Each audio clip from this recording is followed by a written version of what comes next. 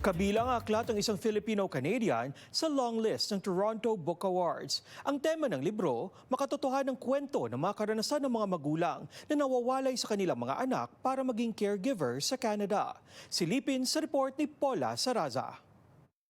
I know why my publisher put my book forward for this, and it was because the book has sections that are set in Little Manila. And we haven't seen that before in Canadian literature, right?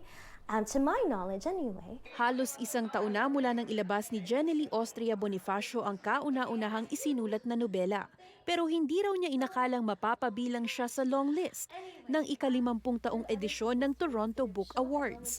Isang pagkilala sa mga manunulat at kanilang obra na sumasalamin sa syudad at sa mga residente nito.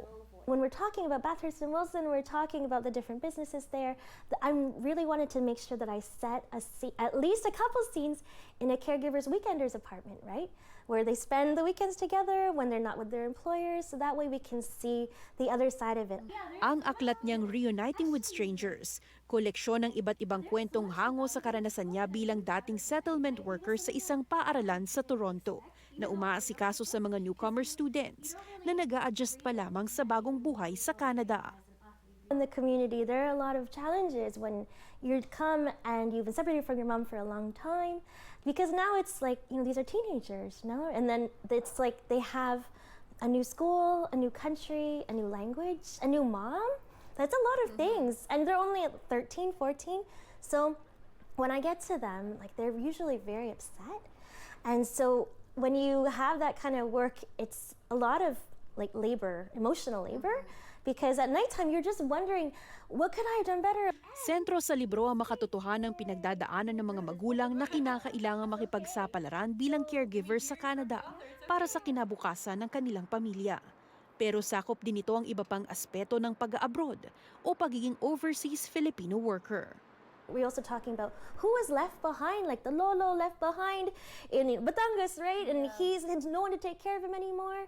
Or the ate that was, like the caregiver's sister who was taking care of the kids the whole time is the guardian in the Philippines. Who becomes like the second mom. She's the second mom. She feels like those are my kids, like you can't take them anymore. In-expect mo ba when you publish the book that it will have this such reception from the community?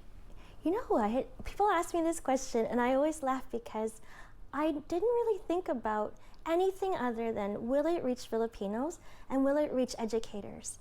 Because that is really where my heart is. And so everything else to me is a huge bonus.